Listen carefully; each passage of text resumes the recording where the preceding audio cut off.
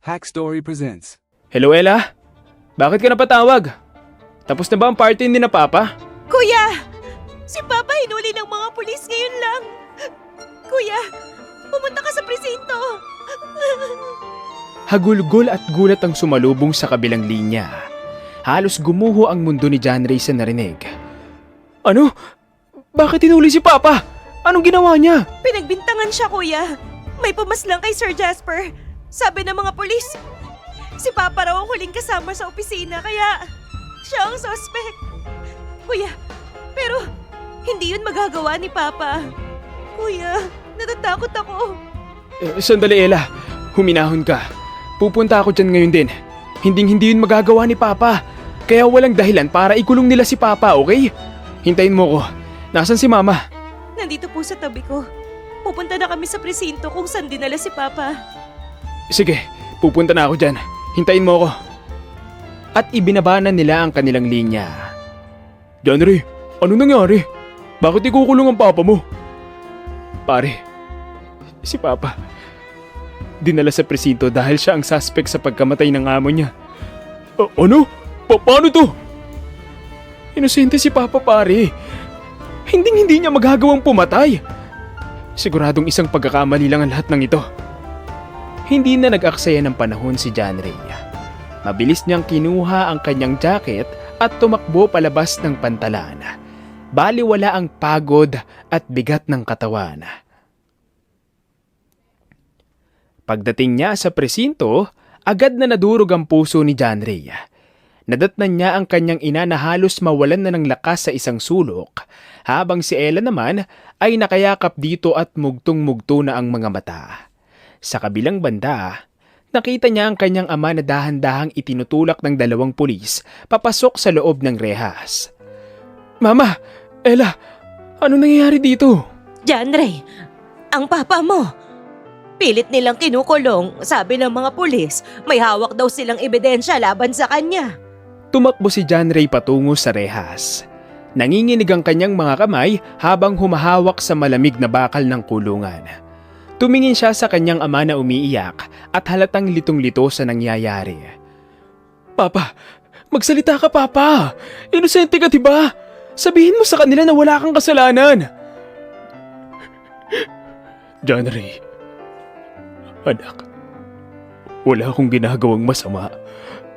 Pagpasok ko sa opisina ni Sir Jasper para kunin ang susi ng kotse, duguan na siya sa sahig. Tinangka ko lang siyang tulungan, pero biglang pumasok ang mga bodyguard niya. Ako agad ang itinuro nila dahil ako lang ang nandoon. Huwag kang mag-alala pa. Kukuha tayo ng mahusay na abogado. Ilalabas ka namin dito, pangako. Sana nga, anak. Makakalaya ako rito. Kaya huwag na kayong mag-alala ng nanay mo at ng kapatid mo, okay ba? Hinarap ni John Ray ang kanyang ina na noon ay tulala na at tila hinubaran ng natitirang lakas. Pinilit ni John Ray na ngumiti sa harap ng kanyang ama, kapatid at ina. Ma, huwag ka nang sumimangot dyan. Makakalaya rin si Papa. Hindi siya ang pumatay kay Sir Jasper, kaya walang dahilan para mabulok siya sa kulungan. Ikaw rin, Ella. Huwag ka nang umiyak dyan. Ano ba kayo? Oo, anak. Naniniwala akong makakalaya ang ama mo. Danilo, magpakatatag ka lang dyan. Mahal ko. Ilalaban natin ang kaso mo. Tama po, Papa. Kahit hindi pa maniwala ang buong mundo, makakaasa kayo na maniniwala kami sa inyo. Dahil kilalang kilala namin kayo. Ikaw na ang pinakamabuting taong nakilala namin, Papa. Oo, anak. Magpapakatatag ako rito. John Ray, ikaw na muna ang bahala sa mama mo at sa kapatid mo habang nandito ako, ha? Huwag po kayong mag-alala roon, Papa. Ako na ang bahala sa lahat.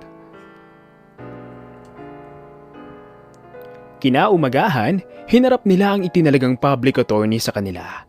Si Attorney Santos, isang lalaking mukhang pagod na pagod. Pabalik-balik ang tingin sa kanyang mamahaling relo habang mabilis na binubuklat ang mga papel. Attorney Santos, natingnan niyo po ba yung CCTV sa labas ng opisina ni Sir Jasper? Malinaw po na may ibang pumasok doon bago ang papa ko. Mr. John Ray, pakiusap, huminahon ka. Marami pa akong hawak na kaso ngayong araw. Pakiintindi na lang po na mabibigat ang ibang kaso ng prosekusyon. Ang papa mo ang huling nakitang kasama ng biktima at nandoon ang mga fingerprint niya sa crime scene. Mahihirapan tayong ibasura ang kaso ng papa mo. Pero driver lang si papa roon! Natural lang na nandun siya! Bakit hindi niyo po ipatawag yung mga kamag-anak ng bilyonaryo? Sila ang may motibo! Sila ang may gustong makuha ang mana! Tumingin si Attorney Santos kay John Ray. Malamig at walang kahit anong bakas ng simpatya. Iyan ay purong hinala lang. Walang basihan sa batas. At tandaan mo, binabangga mo ang pamilya ng isang bilyonaryo. Kung gusto nyo ng ganyang uri ng malalimang investigasyon, kumuha kayo ng pribadong abogado at private investigator. Pero sa ngayon, ito lang ang kaya kong gawin. Iniligpit ng abogado ang kanyang mga gamit at tumayo ng walang pakialam sa pamilyang naiwang nagdurusa. Abogado ka ba talaga? Trabaho mong ipagtanggol ang papa ko! Bakit parang hinahatulan mo na rin siya? Bakit ba kasi siya gumawa ng krimen? Ays! John Ray, tama na! Pakiusap. Huwag mong awayin ang nag-iisang tao na pwedeng tumulong sa atin. Humagulgol ang kanyang ina habang hinihila ang braso ni John Ray palayo. Doon, sa tapat ng hallway ng korte, napasandal si John Ray sa pader habang dahan-dahang pumapatak ang kanyang mga luha ng matinding pagsisisi. Ano ba namang klaseng abogado to? Ganun ba talaga nila itrato tayo mga mahihirap? Anak, mahihirapan talaga tayong ipagtanggol ang papa mo. Kailangan nating mag-ipon para makakuha tayo ng totoong abogado na ilalaban ang kaso ng papa mo. Pero ma, paano? Paano tayo makakakuha ng pribadong abogado kung wala tayong pera? Hindi ko alam, anak. Hindi ko na alam. Nang sila'y umuwi, ikinagulat nila ang desisyon ni Ella na huminto muna sa pag-aaral. Kuya, ma, maghahanap muna ako ng trabaho. Kahit service crew o kahera sa mall, papasukin ko. Ayoko nang maging pabigat habang nagdurusa si Papa sa loob ng kulungan. Kihinto muna ako sa pag-aaral. Nanginginig ang boses ni Ella, ngunit bakas sa kanyang mga mata ang determinasyon na tulungan ng pamilya. Anong sinasabi mo, Ella? Malapit ka ng graduate. Hindi mo kailangan magsakripisyo at mag-aksaya ng panahon nang dahil sa sitwasyon natin. Hindi ka hihinto, narinig mo ko? Mag-aaral ka. Pero kuya, paano ang pambili natin ng gamot ni Papa? Paano ang pambayad sa totoong abogado? Kung lahat tayo hihinto at iiyak lang dito, lalong walang mangyayari. Ako ang lalaban para sa pamilyang to. Kargador ako. Magpapakasasa ako sa pagtatrabaho magdamag. Dodoblihin ko ang trabaho ko para lang hindi ka huminto. Ako ang panganay kaya ako ang dapat gumawa ng paraan. Magpapakasasa ka sa pagtatrabaho, kuya? Kuya, magkano lang ba ang kinikita ng isang kargador? Kahit buong araw ka pang magtrabaho ng walang hintuan, magkano lang ang kikitain mo dyan?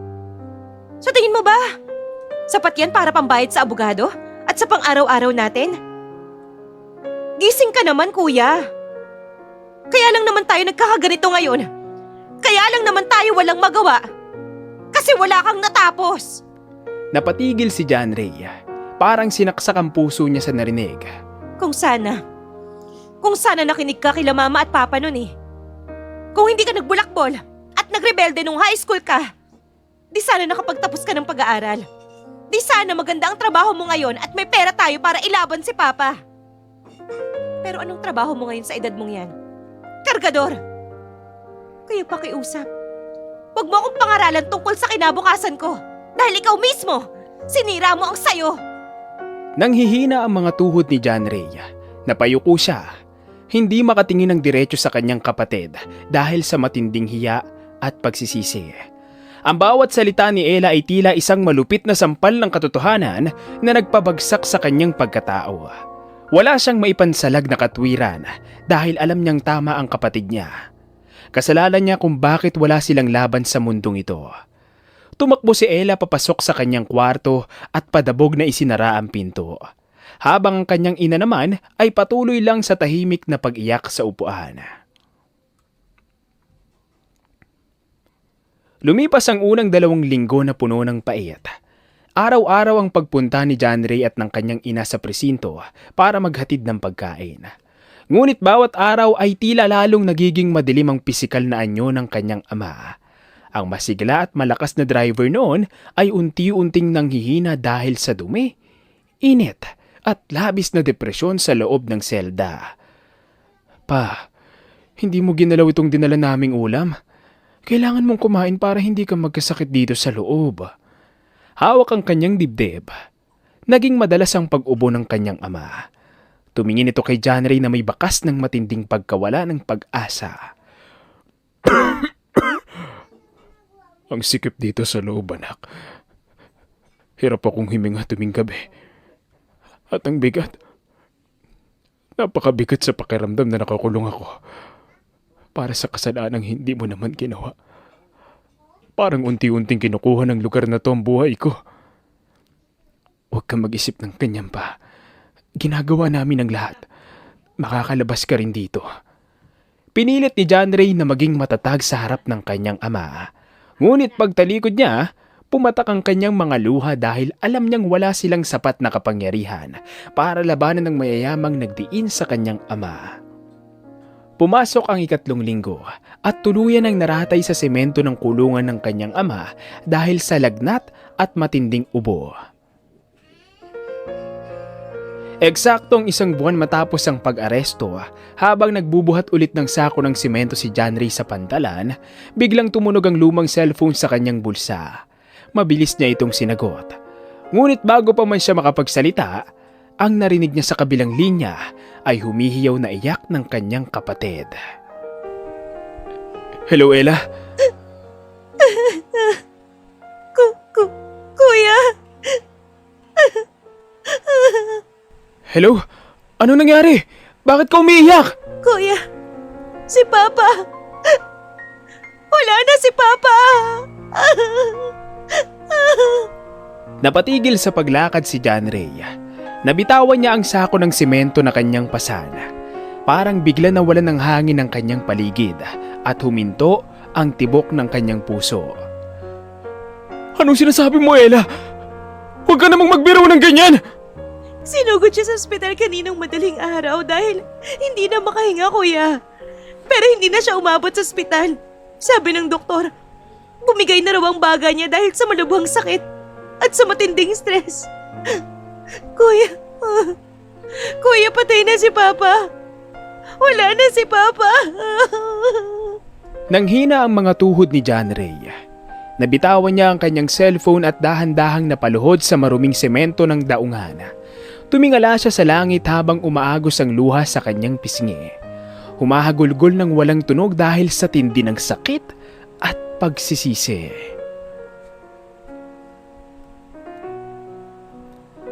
1 linggo matapos ang libing, naglalakad si John Ray sa gilid ng highway habang malakas ang buhos ng ulan.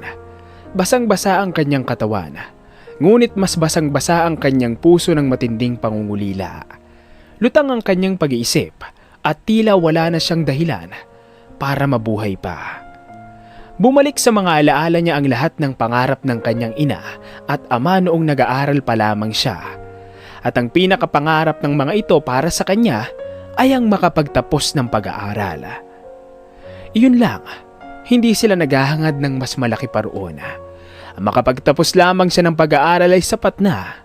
Malaking bagay na yun sa kanila. Gusto lang ng mga itong magkaroon siya ng magandang buhay. Hindi ganito. Papa, kung mayaman lang sana tayo, hindi kayo dapat namatay sa presinto. Nakakuha sana ako ng abogado para may magtatanggol sa'yo. Tama kayo. Ang mga taong mahihirap na kagaya natin, walang espasyo sa mundong ito na pinapatakbo ng pera. Biglang naputol ang kanyang pag-kausap sa sarili nang marinig ang mabilis na harurot ng isang sasakyan at ang malakas na nakakabinging busina nito. Natauhan si John Ray at napatingin sa unahan. Sa gitna ng kalsada, may isang batang lalaki na nakatayo. Natitigilan sa takot at hindi makagalaw habang papalapit sa kanya ang isang mabilis na SUV. Walang pag-aalinlangang tumakbo si John Ray gamit ang natitirang lakas ng kanyang katawan. Sinalo niya ang bata at buong lakas na itinulak ito patungo sa ligtas na gilid ng kalsada. Isang matinding impact ang tumama sa katawan ni John Ray. Tumalsik siya sa basang aspalto. Ramdamang bawat buto sa kanyang katawan na tila nadurog. Unti-unting nagdidilim ang kanyang paningin habang naririnig ang malalayong sigawan ng mga tao hanggang sa tuluyan na siyang nawalan ng malay.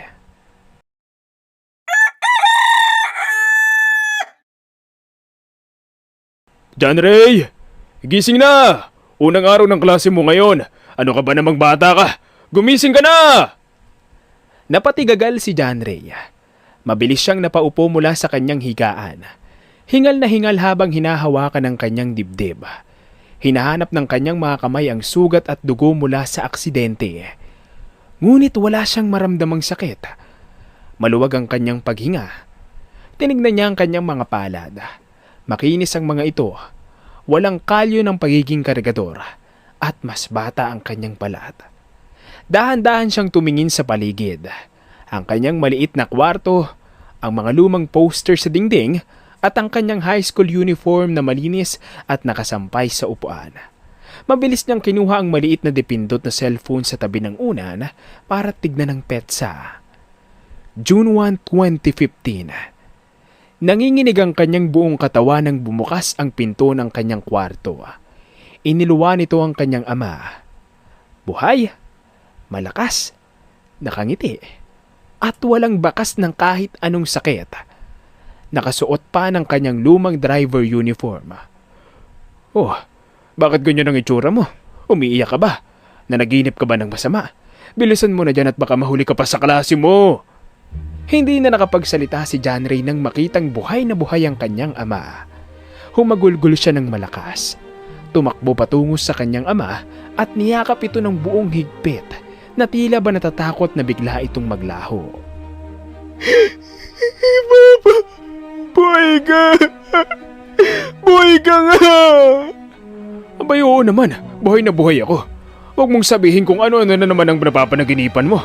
Sige na, mag-ayos ka na at baka mahuli ka sa unang araw ng eskwela mo. Hinarap siya ng kanyang ama at hinawakan siya sa magkabilang balikat.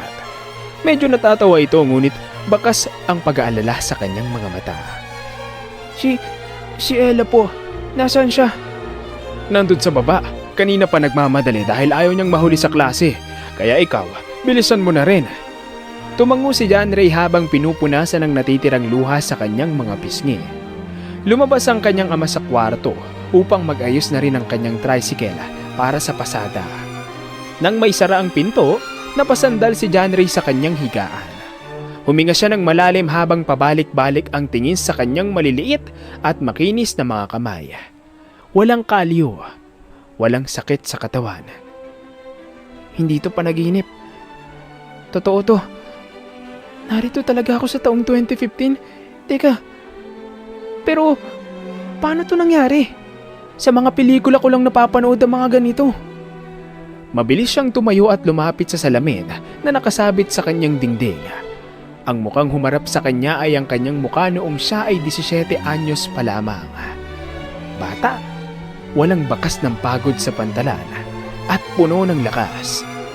Naalala niya ang mga huling salita ng kanyang kapatid bago ang aksidente. Kaya lang naman tayo walang magawa. Kasi wala kang natapos. Napakagatlabi si John Ray. Naramdaman niya ang init ng determinasyon na unti-unting lumalagablab sa kanyang dibdib. Pinisil niya ang kanyang pisngi. Nakaramdam siya ng sakit. Nasasaktan ako. Ano ba talagang nangyayari? No way. Panaginip lang to, di ba? Teka, kung panaginip lang to, kailan ako magigising? Ngumiti siya. Hindi na bale. I-enjoyin ko muna ang panaginip na to. At sana, wag na ako magising. Para makasama ko palalo si Papa. Pagbaba niya sa kusina, agad niyang nakita ang kanyang ina na nag-aasikaso ng mga plato. Habang si Ella naman ay abalang kumakain habang nagbabasa ng kanyang lumang libro sa eskwelahan. Buhay na buhay ang kanyang pamilya. Walang nagdurusa. Walang umiiyak dahil sa utang o sa abogado. sobrang namiss niya ang mga panahong ito. O John Ray, maupo ka na rito at kumain. Unang araw ng klase, bawal ang lalamya-lamya. Oo nga kuya, baka mamaya niyan late ka na naman pumasok tapos bagsak ka na naman sa unang quiz nyo. Tumingin si John Ray kay Ella. Walang pait sa mukha ng kanyang kapatid, kundi ang pamilyar na pangaasar ng isang normal na elementary student. 10 years old pa lamang si Ella ngayon. Napangiti si John Ray habang sumisikip ang kanyang dibdib sa galak. Hindi na bunso. Mula ngayon, hindi na ako magiging late at hindi na rin ako babagsak. Tiningnan siya ni Ella na may halong pagtataka. Ngunit hindi na ito pinansin ni John Ray. Umupo siya kasama ang kanyang buong pamilya sa hapag. Masaya. Habang nasa hapag sila, nakatingin lamang si John Ray sa kanyang ama nang nakangiti. Hindi niya ginagalaw ang pagkain niya. Gusto niyang makasama ang ama niya sa buong panaginip niya. Napansin siya ng lahat na sobrang nawiwirduhan sa pag-iiba ng ikinikilos niya. Dito ay pinalo siya ng kanyang ina ng sandok sa ulo. Aray ko! Kumain ka na nga dyan at tumigil-tigil ka sa mga paganyan-ganyan mo ha. May gusto ka na namang bilhin no? Aray ko mo, ang sakit nun ha. Sabi niya habang hinihimas ang ulo habang nakakunot ang noo at nakanguso pa sa pagrereklamo. Lumalamig na ang pagkain mo. Bilisan mo na sa pagkain at malilate ka na. Kailangan mong magtapos ng pag-aaral. Ay nako, kapag ikaw talaga hindi nakapagtapos ng pag-aaral ha, sa kangkungan ka talaga pupulutin yan. Mama, panaginip lang naman to kaya hindi ko kailangan mag-aral. Anong panaginip ang pinagsasabi mo? Magdadahilan ka na naman para hindi ka pumasok. Oo nga, kasi sa reality, mamamatay si Papa dahil napagbintangan siyang pumatay sa amo niyang si Sir Jasper. Well, hindi niyo pa siya kilala ngayon kasi taong 2025 nagsimulang mag-drive si Papa sa kanila. Bilyonaryo yun. Tapos, mamamatay si Papa sa kulungan kasi mahirap tayo dahil hindi natin siya nakuhanan ng magaling na abogada. Aray ko! Kung ano-ano namang kalokohan ng mga pinagsasabi mo dyan. Pero ma, namiss ko yung pagbubunganga mo tuwing umaga. Kasi pagtanda ko, medyo wala ka ng lakas para magbunganga eh. Ay, nakakamiss. Akmang kukunin ng ina ang walis para ihampas sa kanya, kaya nataranta si John Ray. Oo na, sige na. Heto na nga eh, kakain na nga eh. Magmamadali na. Napailing si Ella. Hi, nagpapalusot na naman si kuya. Yan ang napapala niya kakasama niya sa mga tropa niyang bulak-buli. Naku, pasalamat ka Ella at panaginip lang to. Tinignan ulit ni John Ray ang kanyang ama na patuloy ang pagkain. Ngumiti ulit siya at sabay palo ulit ng kanyang ina sa ulo niya gamit ang sandok. Nang matapos nilang kumain ay naligo na si John Ray. Nagsuot ng uniforme habang tumutugtog sa cherry mobile phone niya ang kanta ni Smuggler's na nakakamiss lang kasi. Matagal-tagal ko nang hindi napapakinggan tong kantang to. Nakakamiss. Pero teka, medyo ang haba rin itong panaginip na to ha. Binaliwala niya ito. Maya-maya ay dumating ang kababata niyang si Samuel. Kaklase niya ito mula elementarya hanggang high school. At ngayong 4th year high school na siya, ay kaklase pa rin niya ito hanggang ngayon. John Ray, tara na! Malilate na tayo! Napangiti si John Ray nang makita ang kababata. Niyakap pa niya ito sa sobrang saya. Bagay na ikinataka ni Samuel. Namiss kita Samuel. Alam mo ba, sa taong 2028, mamamatay ka dahil sa kidney failure. Kakainom mo kasi yun ng cobra. Inaaraw-araw mo yung cobra na sinasabayan mo pa ng mga sitsirya. Naging ubis ka ng sobra. Oh, pinagsasasabi mo dyan. Hindi mo pa maiintindihan kasi nga sa future pa yon. Hindi na bale. Tara na, pumasok na tayo at kailangan nating mag-aral na mabuti. Kahit panaginip lang to, kailangan pa rin natin mag-aral. Sabog ka pa ata, John Ray eh. Kung ano-ano na lang mga pinagsasasabi mo. Basta magigets mo rin. Lumipas ang mga linggo na tila isang mahabang serye ng milagro sa loob ng bahay ni na John Ray. Isang gabi, habang maliwanag ang buwan sa labas, seryosong nakaupo si John Ray sa kanyang maliit na lemesa sa kwarto. Nakabukas ang kanyang lumang desk lamp at nakapatong sa harap niya ang isang makapal na lumang textbook sa intermediate algebra na hiniram niya sa library. Kulubot ang kanyang noo. Hawak ang ballpen at talagang seryosong nagsasagot ng mga mathematical equations. Ang utak niyang pang 30 anyos ay pilit na nag-a-adjust sa mga formulang nakalimutan na niya pagkalipas ng mahabang panahon. Sa labas ng pinto, dahan-dahang lumapit si Ella. May hawak siyang basong plastik at balak niya sanang guluhin o asarin ng kanyang kuya gaya ng dati niyang ginagawa. Walang katok-katok na binuksan ni Ella ang pinto. Kuya, pahiram nga ng... Napatigil si Ella sa pagsasalita. Ang kanyang bibig ay dahan-dahang nabuksan sa matinding gulat. Ang kanyang mga mata ay nanlaki habang nakatingin kay John Ray na hindi man lang lumingon sa kanya. Bagkus ay patuloy lang sa mabilis na pagsusulat at pag-compute sa papel. Hindi nakapagsalita si Ella. Dahan-dahan niyang inatras ang kanyang mga paa pabalik sa labas ng kwarto. Dahan-dahang isinarado ang pinto nang walang kahit anong tunog. Na tila ba nakakita siya ng isang multo na may hawak ng ballpen. Mabilis ngunit pabulong ang mga hakbang ni Ella pababa ng hagdan patungo sa kusina kung saan nanonood ng telebisyon ang kanyang ama at ina habang nagpapahinga. Parang ahente ng gobyerno si Ella na may dalang napakalaking impormasyon. Lumapit siya sa kanyang mga magulang at sumiksik sa gitna ng mga ito. Sabay hila sa laylayan ng damit ng kanyang ina. Mama, Papa, si Kuya, may masamang nangyayari sa kanya sa taas. Anong masamang nangyayari? Nagpapatugtog na naman ba ng malakas ng rap dyan sa cellphone niya? Sabihin mo magpatay na siya dahil gabi na. Hindi ma, mas malala pa ron. Nakita ko siya ngayon lang eh. Nag-aaral siya. Natahimik ang buong sala. Nagkatinginan si Mang Danilo at Aling Betty na tila ba sinabi ni Ella na lumipad ang kanilang tricycle sa bubong. Anong sabi mo, Ella? Nag-aaral? Baka naman, nagpapanggap lang yan dahil narinig niyang paakyat ka. Hindi, Papa. Talagang seryoso siya. May hawak nga siyang makapal na libro ng math eh. Tapos nakakunot ang noon niya na parang baliw. Hindi nga niya ako pinansin nung pumasok ako eh. Ma, baka nasapian si Kuya. Agad na tumayo si Aling Betty. Hinawakan ang kanyang hawak na sandok na tila ba gagamitin itong sandata para sa gagawing operasyon. Abay, sandali. Ay, Danilo, halika. Samahan mo ako sa taas. Kailangan nating makita to gamit ang sarili nating mga mata. Baka kung anong klaseng spirito ang pumasok sa katawan ng panganay mo. Huwag kayong maingay. Dahan-dahan lang ang lakad. Baka magulat at mawala ang espiritu. Ang tatlo ay dahan-dahang umakyat sa hagdanan na parang mga ninja. Nangunguna si Aling Betty, kasunod si Mang Danilo, at nasa huli si Ella na nakahawak sa likod ng kanyang ama. Pagdating sa tapat ng pinto ng kwarto ni John Ray, dahan-dahang inilapit ni Aling Betty ang kanyang tainga sa kahoy na pinto para makiramdam. Walang tunog ng dota. Walang tunog ng rap music. Ang tanging naririnig niya ay ang gasgas ng ballpen sa papel at ang pagbuklat ng pahina ng libro. Dahan-dahang pinihit ni Mang Danilo ang hawakan ng pinto.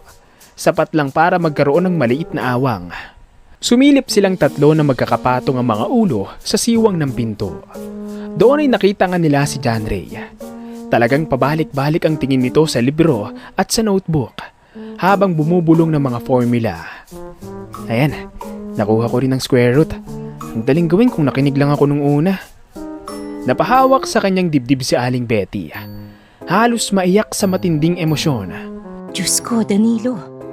Ang anak natin. Totoo nga, nag-aaral siya. 1 linggo na siyang ganyan. Akala ko, nagpapanggap ng tuwing umaga. Teka Betty, baka naman may kailangan niyang bilhin kaya nagpapakitang gilas.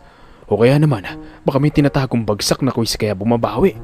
Sabi ko sa inyo eh, baka nabagok ang ulo niya noong nakaraang linggo kaya nagka-amnesia. Hindi yan ang kuya ko. Imposible talaga na mag-aaral siya ng ganyan. Dahil sa siksikan silang tatlo sa pinto, biglang nawalan ng balanse si Mang Danilo at naitulak ang pinto ng malakas. Natumba silang tatlo sa sahig ng kwarto ni John Ray. Magkakapatong at nagkukumahog na tumayo. Nagulat si John Ray at napatingin sa kanyang pamilya na noon ay nag-aayos ng mga sarili na parang walang nangyari. Ma? Papa? Ella? Anong ginagawa niyo dyan sa sahig? Ano kasi anak? May hinahanap kaming ipis. Oo. Malaking ipis. Di ba? Pumasok dito sa kwarto mo kaya hinabol namin ng papa mo. Oo nga, John Ray. Malaking ipis. Lumilipad nga eh. Kaya napadapa kami rito. Kamusta naman ang gabi mo dyan? Lumingon si Mang Danilo sa lamesa ni John Ray at tinignan ang makapal na libro. Dahan-dahan niyang hinawakan ng libro na parang natatakot na baka bigla itong sumabog. Anak, ano tong binabasa mo? Math ba to? Sigurado ka bang hindi ka nahihilo? Review lang po pa. Malapit na kasi ang periodical exam namin. Kailangan ko makakuha ng mataas na marka para makapasok ako sa magandang universidad para sa law school. Anong sabi mo? Law school? Abogado? John Ray, anak. Magpakatotoo ka nga sa amin. May nagawa ka bang kasalanan sa eskwelahan? May nabuntis ka ba? O baka naman nakabasag ka ng bintana ng prinsipal? Sabihin mo na ang totoo habang hawak ko tong sandok. Ma, wala po. Inosente ako. Gusto ko lang talaga mag-aral ng mabuti ngayon para sa inyo ni Papa. Para sa future natin. Nagkatinginan ulit sina Mang Danilo at Aling Betty. Hindi pa rin sila makapaniwala. Ang kanyang ama ay dahan-dahang lumapit sa kanya at hinawakan ang kanyang noo. Titignan kung may lagnat ito. Wala naman siyang lagnat, Betty. Normal naman ang init ng ulo niya. Papa, baka naman nasisiraan na ng bait si Kuya dahil kakadota niya. Sabi ng teacher namin, nakakasira raw ng utak yung mga laro ng computer eh. Hindi ako nasisiraan ng bait, Ella. At ikaw, matulog ka na roon dahil bata ka pa. Kailangan mo ng sapat na tulog para tumangkad ka. Ayaw mo namang maging bansot pagdating ng 2030, di ba? Ha? Anong 2030? Ay naku Danilo, mukhang seryoso nga ang anak mo. Halika na muna sa baba at baka ma-stress lang yan sa atin. John Ray, basta kung sumakit ang ulo mo dyan sa mga numero na yan, uminom ka ng tubig ha. Huwag mong pilitin ang utak mo kung ayaw talaga. Opo ma, salamat po. Dahan-dahang lumabas ang kanyang mga magulang kasama si Ella na pabalik-balik pa rin ang tingin kay John Ray. Natila ba hinding-hindi ito matatanggap na ang kanyang kuya ay naging isang huwarang mag-aaral sa loob ng isang gabi. Nang masira ang pinto, napabuntong hininga si John Ray habang may ngiti sa kanyang mga labi. Ramdam niya ang init ng kanyang pamilya. Ang pamilyang dati ay nawasak dahil sa kahirapan at kawalan ng hustisya. Ngayon, gagawin niya ang lahat upang mapanatili ang ganitong klaseng saya sa loob ng kanilang tahanan. Dumating ang araw ng unang periodical exam. Ang buong silid-aralan ay balot ng mabigat na katahimikan. Maliban sa tunog ng mga bentilador at ang kaluskos ng mga test paper. Habang ang karamihan sa kanyang mga kaklase ay nakakunot ang noo, patingin-tingin sa kisame, at ang iba naman ay tahimik na nagdarasal ng milagro. Iba ang enerhiyang bumabalot kay John Ray. May kakaibang apoy at passion sa kanyang mga mata habang nakatitig sa kanyang test paper. Para sa kanya, ang bawat tanong sa math, science at AP ay hindi lang simpleng pagsusulit. Ito ang kanyang tiket para mabago ang tadhana ng kanyang pamilya. Ang kanyang utak na may karanasan ng isang 30 taong gulang ay nagtatrabaho ng doble sa bilis. Pinipiga ang bawat natitirang kaalaman upang masigurong perpekto ang kanyang sagot. Ramdam ni Samuel na nakaupo sa kabilang hilera ang matinding seryosong aura ni John Ray na tila ba nakikipagbakbakan ito sa isang giyera. Makalipas ang 2 araw, pumasok ang kanilang advisor bitbit ang makakapal na bundle ng mga papel. Nang ilapag ang mga resulta, hindi na nakapaghintay si John Ray. Agad niyang tinignan ang kanyang test paper. Nang makita niya ang mga numero, literal na huminto ang tibok ng puso niya bago muling sumabog sa matinding saya. 50? 49? 50.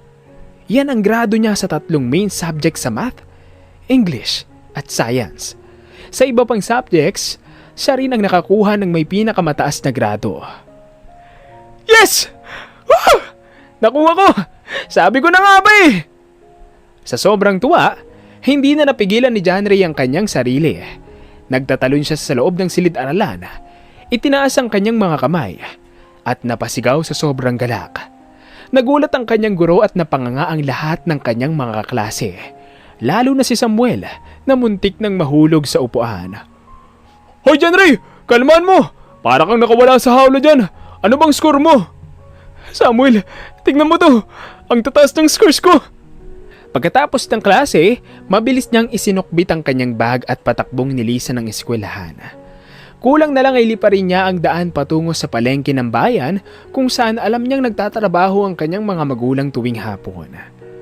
Hingal na hingal si John Ray nang makarating siya sa maingay at abalang palengke.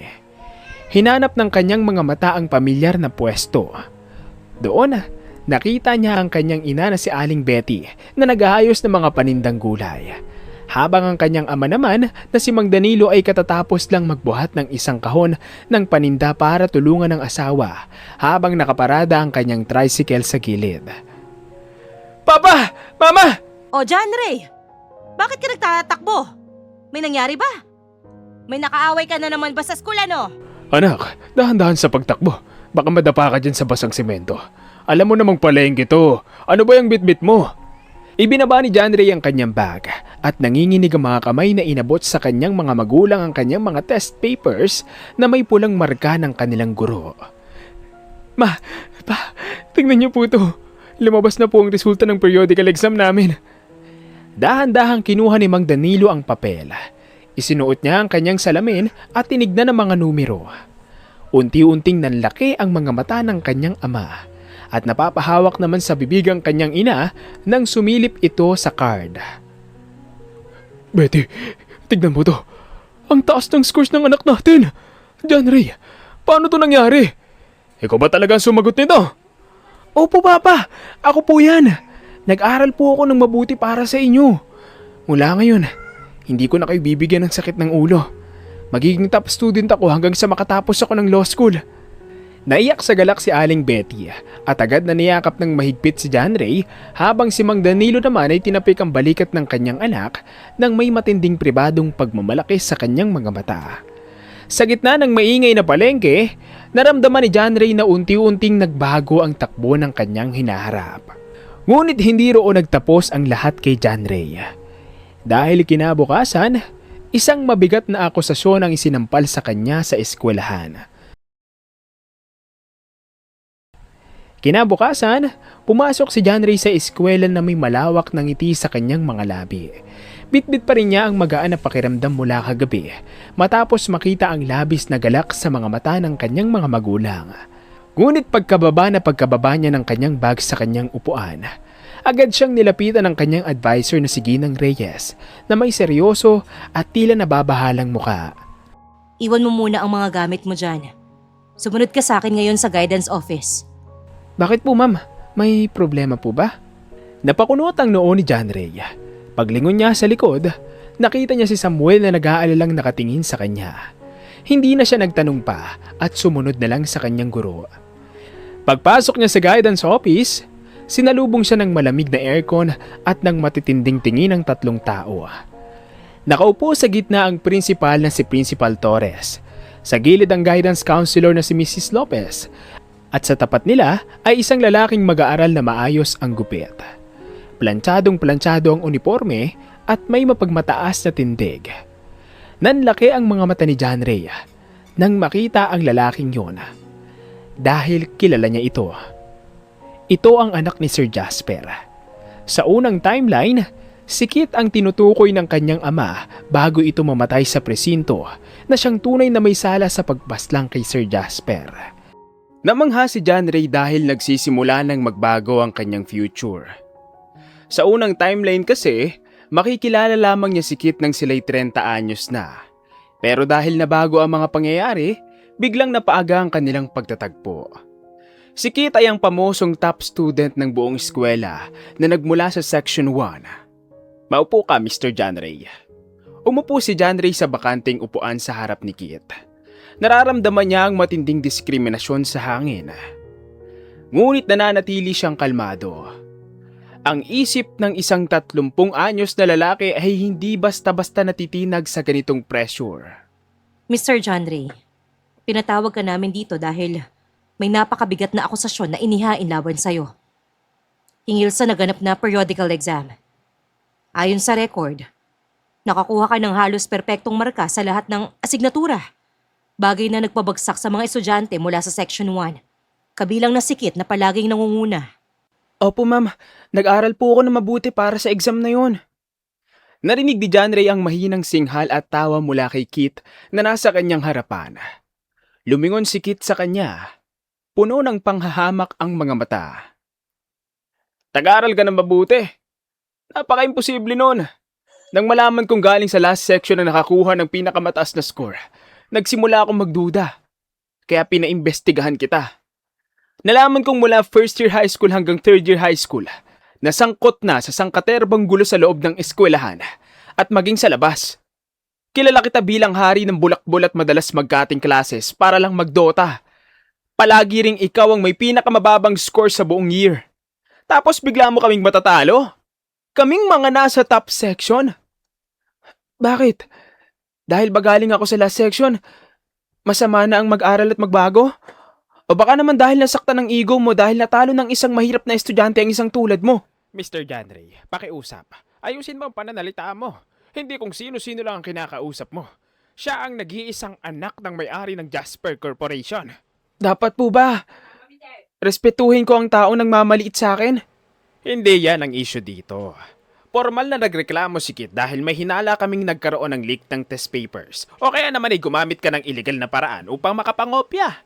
Imposible ang isang estudyanteng may bagsakin na record ay biglang nangunguna sa buong batch. May patunay po ba kayo, Sir Torres, Ma'am Lopez? Bilang principal at guidance counselor, alam kong pamilyar kayo sa batas ng eskwelahan. Ang akusasyon ng walang matibay na ebidensya ay may tuturing na paninirampuri o defamation. Bahagyang natigilan ng principal at ang guidance counselor sa biglaang paggamit ni John Ray ng mga legal na termino. Kahit si Kit ay napakunot ang noo, hindi inaasahan ng ganitong klaseng katatagan mula sa kanya.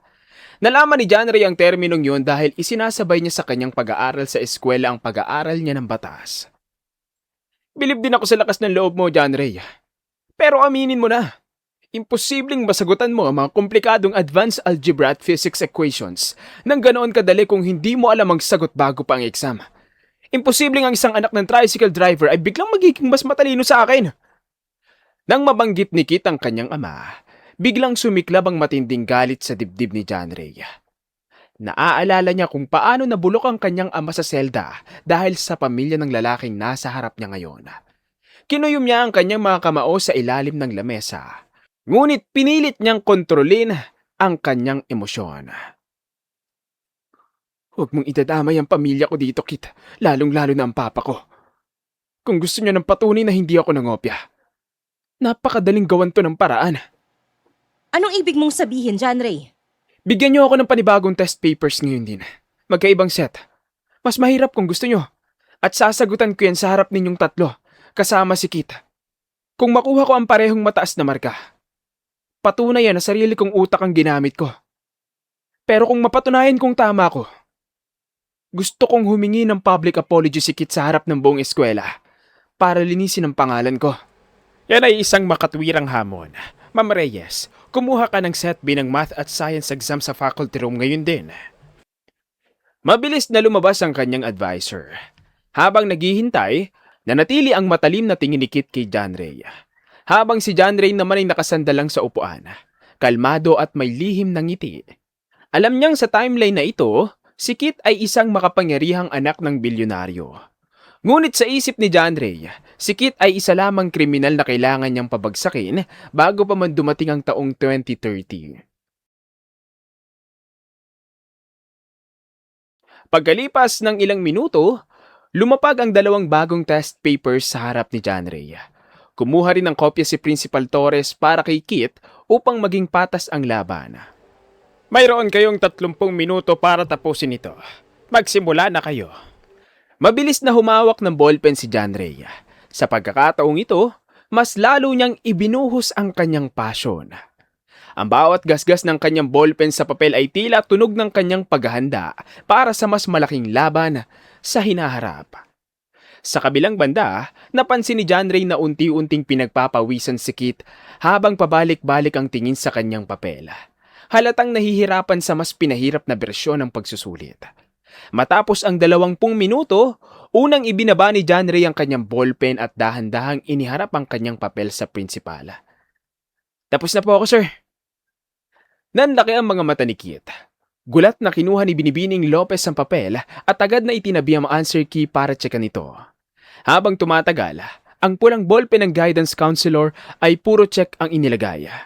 Walang bawas, walang mali. Mr. Principal, perpekto. Perpekto ang lahat ng sagot ni John Ray. Bumagsak ang balikat ni Kit. Hindi ito makapaniwala sa kanyang narinig habang nakatitig sa kanyang sariling papel na hindi pa niya natatapos ng kalahati. Ano ngayon, Kit? Sino sa atin ang kailangang mag-aral pa ng mabuti? Tandaan mo ang kasunduan natin. Magsusorry ka sa akin dahil sa random mong pambibintang sa akin. Tumayo si Kit. Kaya ka lang naman nanguna sa exam dahil sinuwerte ka. Pero sa mga susunod na exams, hindi na ako magpapatalo sa'yo. And lastly, bakit ako hihingi ng tawad sa'yo? I have all the rights and reasons para akusahan kang nandaya. Kung ikaw ang nasa posisyon ko, yun din naman ang iisipin mo. Hindi ko iniisipin. At wag na wag mo kong igagaya sa'yo. Principal, Ma'am Lopez, narinig niyo ang pangako niya kanina. Magsusorry siya kapag hindi niya napatunayang nandaya ako. Alis na ako. Hindi ko kailangang humingi ng tawad sa'yo. Malayo ang agwat natin sa buhay, John Ray. Kaya wag na wag kang mangangahas na mag-demand sa akin ng apology. At saka tuluyang lumabas ng kwarto si Kit. Matapos noon ay pinalabas na rin si John Ray nang hindi man lang humihingi ng paumanhin ang guidance counselor at ang prinsipala. Napakadali para sa mga ito na akusahan siya. Pero ni humingi ng sorry ay hindi man lang nagawa ng mga ito. Naisip niya, kaya ayaw humingi ang mga ito ng pasensya sa kanya ay dahil sa kanilang pride at ego. Bakit nga naman hihingi ng tawad ang mga ito sa isang taong kagaya niya na nagmula sa mahirap na pamilya? Ang bawat pagmamaliit sa kanya ng mga tao sa kanyang paligid ay ginagawa niyang panggatong sa nag-aalab niyang kagustuhang may mapatunayan sa buhay. Kailanman ay hindi na siya papayag na maliitin ang mga tao na kagaya sa naranasan ng kanyang pamilya sa hinaharap. Dahil doon ay mas lalo pa niyang ipinagbuti ang pag-aaral. Sa mga sumunod na buwan, naging impyerno ang buhay eskwela ni John Ray dahil sa walang katapusang panggigipit ni Kit. Hindi matanggap ng anak ng bilyonaryo na may isang tricycle driver na humihigit sa kanyang kakayahan. Ginamit ni Kit ang kanyang yaman at impluwensya upang sulsulan ng ilang guro na bigyan si John Ray ng mas mahirap na proyekto. Itapon ito sa mga pinakamalalang gawain at magpakalat ng mga peking chismis na kesyo nagbabayad ito para sa mga matataas na marka. Maging ang mga kaibigan ni Kit sa Section 1 ay walang tigil sa pagpaparinig at pag-iwas kay John Ray tuwing dadaan ito sa hallway.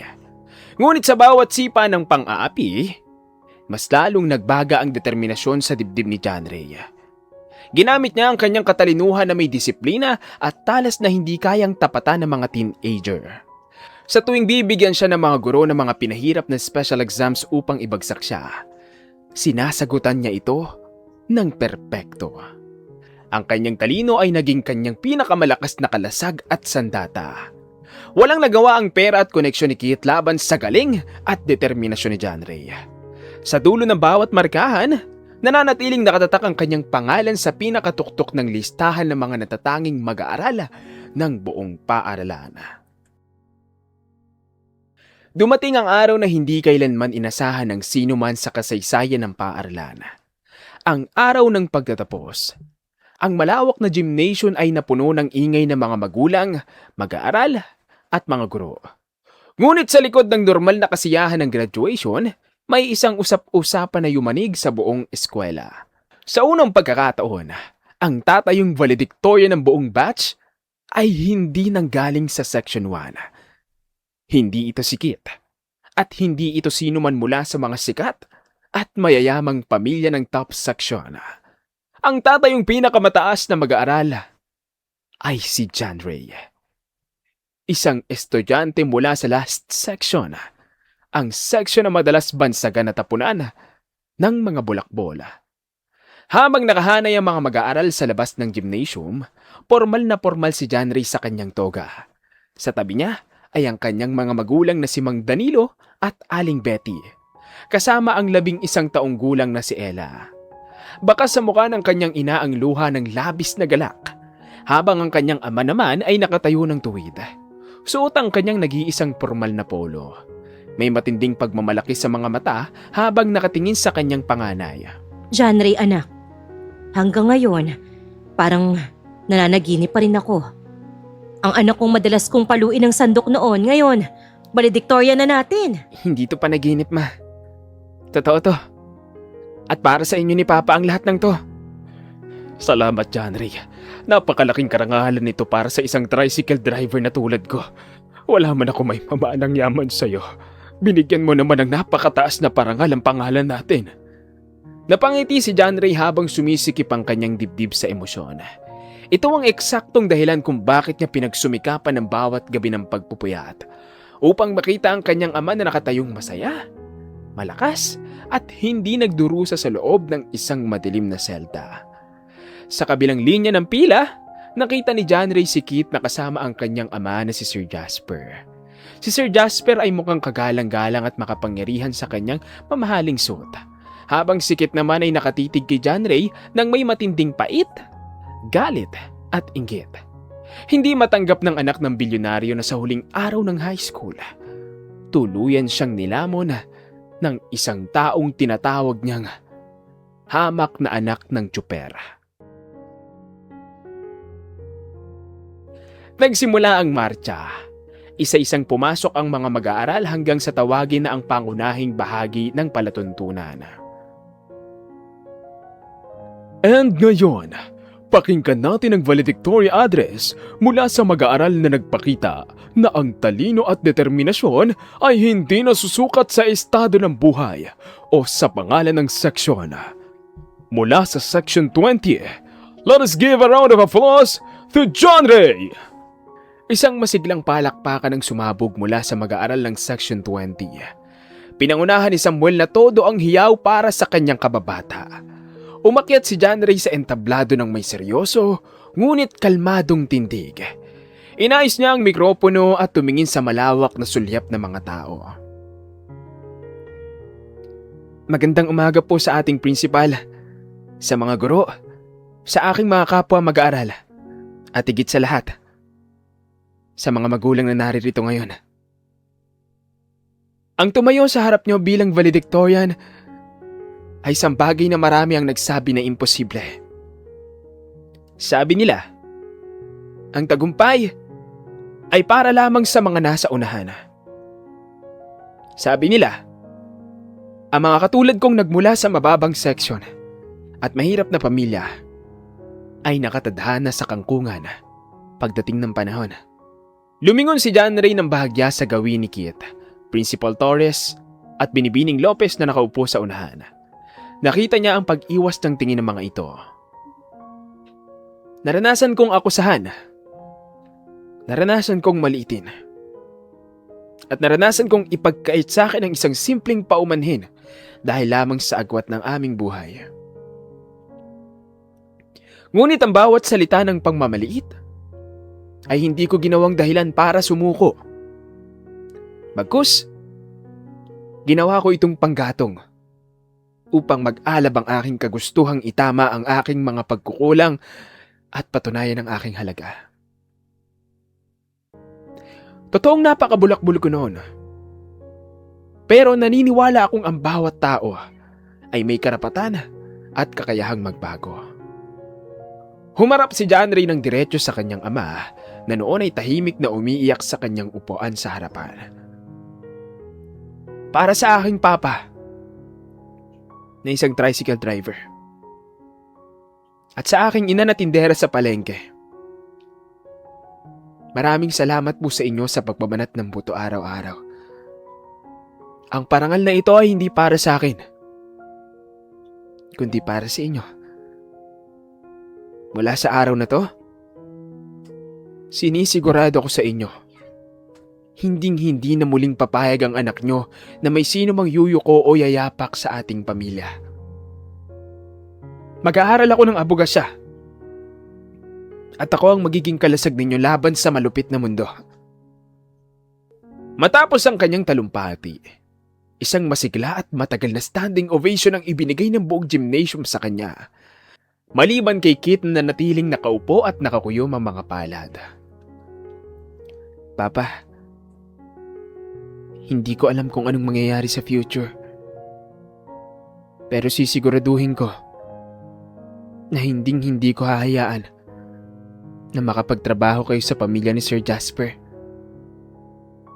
Kung hindi kayo makakalapit sa kanila, hindi kayo maaakusahan, hindi kayo makukulong, at hindi mamamatay sa presinto. Sa kanilang pag-uwi, ay nagdiwang sila sa loob ng bahay. Naganda sila ng maraming pagkain at inimbitahan pa nila ang mga kamag-anak. Nagpakain din sila sa mga kapitbahay at sa mga batang palaboy sa labas. 3 seconds po. 1, 2, 3. Isang hapon, ilang linggo matapos ang graduation, naglalakad si John Ray sa gilid ng highway upang bumili ng ilang libro para sa kanyang paghahanda sa kolehiyo. Habang pabalik na siya at bitbit ang mga gamit, huminto siya sa tapat ng pedestrian lane. Tumingin siya sa kaliwa at kanan bago dahan-dahang humakbang upang tumawid sa kalsada. Sa kabilang banda, isang marangyang itim na kotse ang dahan-dahang kumaripas ng takbo sa highway. Sa loob nito ay nakaupo sa backseat si Kit. Madilim ang muka at halatang wala sa mood. Hanggang ngayon ay hindi pa rin ito matanggap na hindi siya nagtapos bilang valedictorian. Sa unahan naman ay ang kanyang personal na driver na seryosong nagmamaneho. Biglang napansin ni Kit ang pamilyar na figura na naglalakad sa gitna ng pedestrian lane. Nanliit ang kanyang mga mata nang makilala kung sino ito. Si John Ray. Agad na umakyat ang lahat ng galit at pait sa kanyang dibdib. Sagasaan mo. Gulat na napatingin ang driver sa kanyang rearview mirror upang tingnan kung nagbibiro ang kanyang amo. Ngunit seryoso at malamig ang mukha ni Kit. Sir Kit, ano pong banggain? Pedestrian lane po yan at tao po ang tumatawid. Mahuhuli po tayo ng mga pulis. Sino ba nagpapasweldo sa'yo? Di ba ang pamilya ko? Sabi ko, banggain mo! Huwag kang mag-alala sa pulis. Pera lang katapat ng mga yan. Nako sir, hindi po maaari. Malaking krimen po ang pinapagawa nyo. Hindi ko po kaya yan. Dahil sa labis na bad trip at galit sa pagtanggi ng kanyang driver, tuluyan ang nawala sa katinuan si Kit. Mula sa kanyang upuan sa likod, bigla siyang sumunggaw sa unahan at marahas na itinapak ang kanyang paa sa clutch ng sasakyan habang pinipilit na agawin ng manibela. Dahil sa biglaang pagka-disengage ng transmission at pagpiga ng silinyador, nawala ng kontrol ang driver. Dumire-diretso ang kotse ng napakabilis patungo sa direksyon ni John Ray. Huli na nang mapansin ni John Ray ang humaharurot na sasakyan. Malakas na sumalpok ang kotse kay John Ray. Tumalsik ang kanyang katawan sa ere bago marahas na bumagsak sa mainit na aspalto. Nagkalat ang mga binili niyang libro sa kalsada. Unti-unting nabahiran ng dugo. Sa loob ng kotse, mabilis na binalik ni Kit ang kanyang upo at hinarap ang nanginginig na driver. Anong tinitingin-tingin mo dyan? Harurot! Umalis na tayo dito bago pa may makakita sa atin! Mabilis na pinaharurot ng driver ang sasakyan palayo dahil sa takot. Iniwan ang duguan at walang malay na katawan ni John Ray sa kalsada habang nagsisimulang magsigawan ng mga tao sa paligid. Mr. John Ray? Gising po. Mr. John Ray, nagsisimula na po ang programa. Napatigagal si John Ray. Mabilis siyang napatayo mula sa kanyang pwesto. Hingal na hingal habang hinahawakan ng kanyang dibdib at buong katawan. Hinahanap ng kanyang mga kamay ang sugat, bali at dugo mula sa pagsalpok ng sasakyan. Ngunit wala siyang maramdamang sakit. Maluwag ang kanyang paghinga. Tinignan niya ang kanyang mga palad. Makinis ang mga ito. Walang kalyo ng pagiging kargador. Ngunit hindi na ito ang maliit na kamay ng isang 17 anyos. May suot siyang mamahaling relo sa kanyang kaliwang pulso.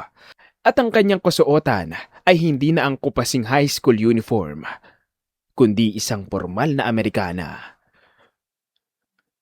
Nasaan? Nasaan ako? Patay na ba ako? Dahan-dahan siyang tumingin sa paligid. Ang kanyang kinalalagyan ngayon ay isang napakalaki at marangyang ballroom ng isang mamahaling hotel. May mga chandelier sa kisame. Mahahabang lamesa na may mamahaling inumin at mga taong nakasuot ng mga tuxedo at gown. Mabilis niyang hinalughog ang kanyang bulsa at nakita ang isang modernong smartphone. Binuhay niya ang screen para tingnan ang petsa at taon. June 30, 2030. 2030? Bumalik ako sa kasalukuyan. Pero, paano? Lumapit siya sa glass window ng hotel upang tingnan ang kanyang refleksyon.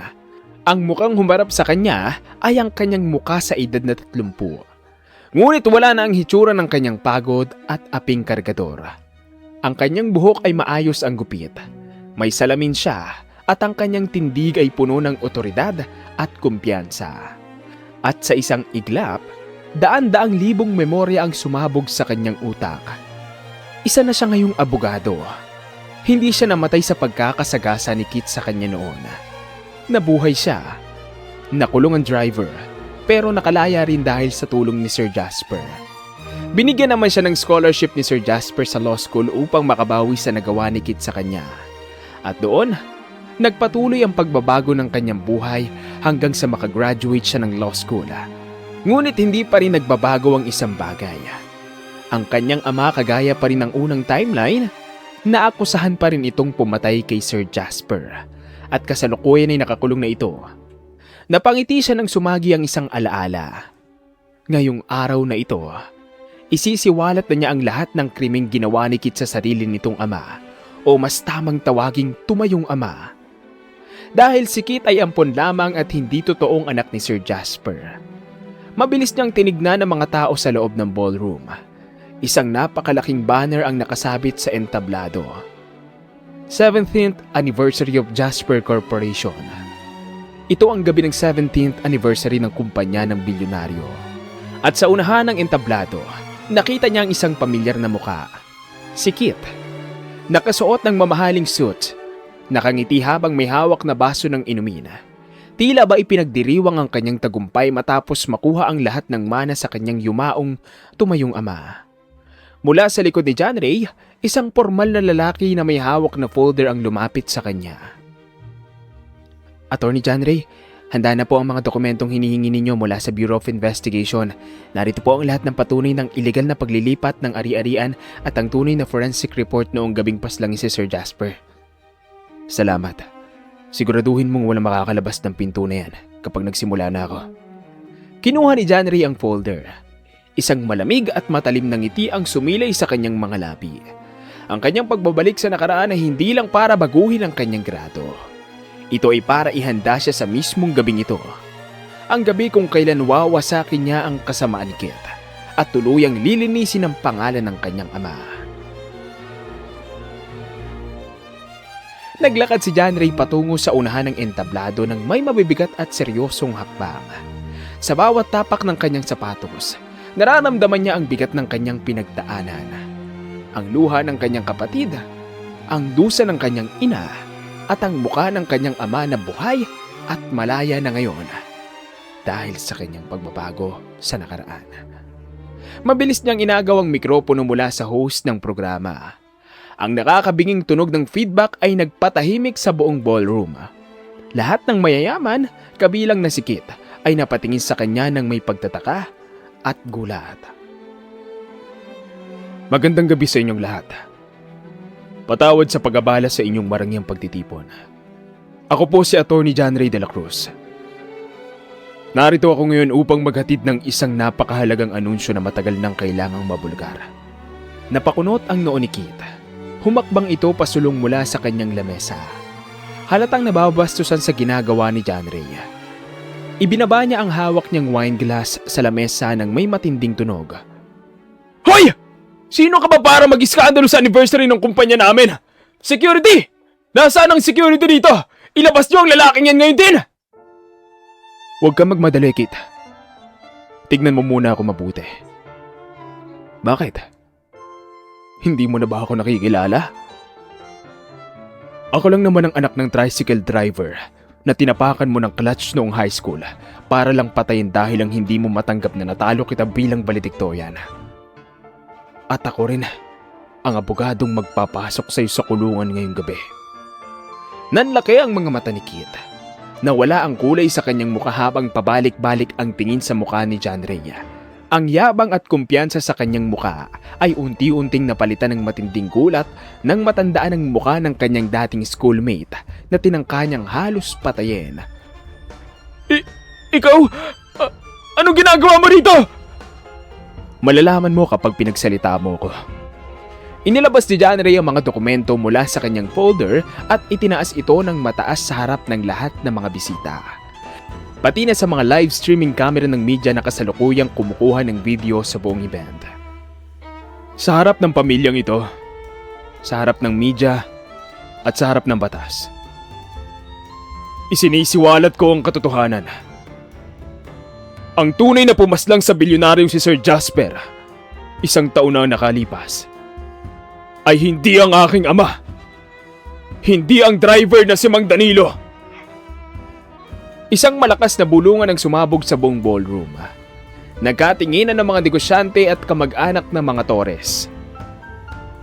Ang tunay na pumatay ay walang iba, kundi ang sarili niyang anak na si Kate. Narito ang mga kumpletong ebidensya ng ilegal na pagpapalipat ng mga ari-arian bago mamatay ang ama mo. Ang peking pirma sa testamento, ang tunay na forensic report na itinago ng mga binayaran mong tao, at ang pinakamabigat, ang testimonya ng kaisa-isang bodyguard na nakakita sa'yo noong gabing saksakin mo ang sarili mong ama dahil ayaw kanyang bigyan ng mana. Ibinagsak ni John Ray ang makakapal na papel sa podium.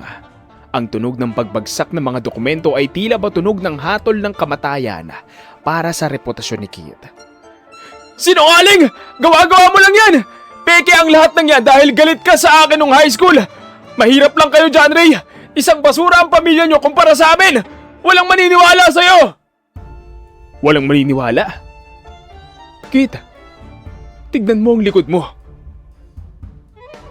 Sabay-sabay na bumukas ang malalaking pinto ng ballroom. Pumasok ang isang batalyon ng mga pulis. Pinangungunahan ng isang NBI director na may hawak sa formal na dokumento. Mr. Kit Torres, base sa mga ebidensyang inihain ni Atty. John Ray de la Cruz at sa utos ng korte, mayroon kaming warrant of arrest laban sa iyo sa kasong parricide at falsification of public documents. May karapatan kang manatiling tahimik. Ang bawat salitang bibitawan mo ay pwedeng gamitin laban sa iyo sa korte. Nanghina ang mga tuhod ni Kit. Nabitawan niya ang kanyang poise. At sa harap ng kanyang buong pamilya, mga kasosyo sa negosyo at daan-daang taong nanonood sa internet, magkabilang kamay siyang pinaluta ng bakal na posas ng mga pulis. Hindi! Bitawan niyo ako! May abogado ako! Tawagin niyo ang abogado ko! John Ray, sisiraan kita! Sisirain ko ang buhay mo! Hinarap siya ni John Ray. Napakalapit. Sapat lang para marinig ni Kit ang kanyang huling pabulong na salita. Nang dahil sa'yo kaya namatay si Papa sa unang timeline ko. Bumalik ako sa nakaraan para baguhin ang tadhana namin ni Papa. At salamat. Dahil naging tagumpay ang plano ko. Nagpupumiglas at sumisigaw sa matinding kahihiyan si Kit habang kinakaladkad palabas ng hotel ng mga otoridad. Ang marangyang reunion ay natapos sa isang napakalaking iskandalo. Dahan-dahang naglakad si John Ray palabas ng hotel. Paghakbang niya sa labas, sinalubong siya ng sariwa at malamig na hangin ng gabi ng taong 2030. Ramdam niya ang unti-unting pag-alis ng napakabigat na nakadagan sa kanyang dibdib sa loob ng mahabang panahon. Lahat ng paghihirap niya sa nakaraan ay nagbunga. Isang malaking realisasyon ang dumapo sa utak niya. Na ang edukasyon ay ang ating sandata sa mundo ng mapangmatang lipunan. Pagkatapos ng marahas na pag-aresto kay Kit sa gitna ng ballroom, lumipas ang ilang linggo ng pagliliti sa korte. Gamit ang lahat ng ebidensyang binuo ni John Ray mula sa kanyang pagbabalik sa nakaraan, tuluyan na hatulan si Kit ng habang buhay na pagkakabilanggo. At kasabay ng pagbagsak ng tunay na mamamatay tao, formal na ipinag-utos ng korte ang agarang pagpapawalang sala at pagpapalaya sa kanyang ama. Dumating ang araw na 15 taong ipinagdasal na at iniyakan ni John Ray. Sa tapat ng malaking bakal na pinto ng National Penitentiary, nakatayo ang buong pamilya de la Cruz. Kasama ni John Ray ang kanyang ina na si Aling Betty, na ngayon ay hindi na tulala kundi may hawak na lunchbox na puno ng paboritong luto nitong ulam. Sa tabi naman nila ay ang kanyang nakababatang kapatid na si Ella. Nasa timeline na ito ay isang ganap at matagumpay na ring profesional. Salamat sa hindi paghinto sa pag-aaral noong high school. Kasama rin nila ang matalik niyang kaibigan na si Samuel, na mukhang malusog, fit at malayo sa sakit dahil sa pag-iwas sa bisyo noon. Nagsimulang tumunog ang malalaking kadena at dahan-dahang bumukas ang mabigat na pinto ng bilangguan. Iniluwa nito ang kanyang ama, si Mang Danilo. Bagamat may konting puting buhok na dahil sa paglipas ng panahon, nakatayo ito ng tuwid. Malakas, malusog, at suot ang kanyang pinakamalawak na ngiti habang bitbit ang isang maliit na bag ng kanyang mga gamit. Matapos ang isang taong pagkakakulong, sa wakas ay nakalaya na ito. Danilo! Diyos ko! Danilo! Tumakbo si Aling Betty at buong lakas na yumakap sa kanyang asawa. Kasunod si Ella na humahagulgol din sa labis na kagalakan. Halos mapaiyak ang mga gwardya sa tindi ng emosyong bumabalot sa tapat ng bilibid. Dahan-dahang lumapit si Mang Danilo kay John Ray na noon ay nakatayo lang habang umaagos ang luha ng labis na kaligayahan sa kanyang mga pisngi. Hinawakan ng ama ang magkabilang balikat ng kanyang anak. Tinitigan ang mukha ng abogadong nagligtas sa kanyang buhay. Salamat, Attorney John Ray. Salamat, anak. Tinupad mo ang pangako mo. Inilabas mo ko rito. Para sa inyo ang lahat ng ito, Papa. Sabi ko sa inyo noon, di ba? Ako nang magiging kalasag ninyo. Tapos na ang pagdurusa natin. Tinapik ni Samuel ang balikat ni John Ray habang nakangiti rin. O paano ba yan? Pamilya de la Cruz, kompleto na kayo. May dala akong sasakyan. Diretso na tayo sa bahay para sa selebrasyon. Nagtawa na ng lahat. Naglakad sila palayo sa madidilim na pader ng kulungan. Magkakahawak kamay. Masaya at may malawak na ngiti sa kanilang mga muka habang sumasabay sa liwanag ng araw. Ang kanyang misyon sa pagbabalik sa nakaraan ay opisyal nang nagtatapos. Ligtas na ang kanyang pamilya. At sa wakas, malaya na ang kanilang kinabukasan. Ang hustisya na matagal nilang pinaglaban, sa wakas, ay nakamit na nila. Hanggang ngayon, hindi pa rin niya maipaliwanag kung paano siya nakabalik sa nakaraan. Pero sigurado siya, ang Panginoon ang may gawa nito upang tulungan siyang mapaganda ang kanyang buhay.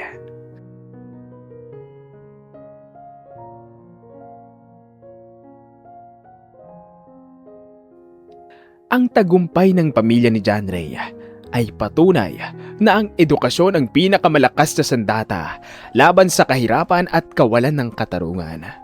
Sa pamamagitan ng kaalaman, nagawa niyang baguhin ang takbo ng kanilang kapalaran at ipaglaban ang katotohanan. Ipinapaalala ng kwentong ito na ang pag-aaral ay hindi lamang susi sa personal na pangarap, kundi kalasag din na nagpoprotekta sa ating mga mahal sa buhay. Ito ang mag-aakay sa atin patungo sa mas maliwanag na kinabukasan. At dito na po nagtatapos ang kwento ng buhay ni John Ray. Sana ay nagustuhan niyo ang kwentong ito at kinapulutan ng aral. Muli, ay maraming salamat sa patuloy ninyong suporta sa ating channel.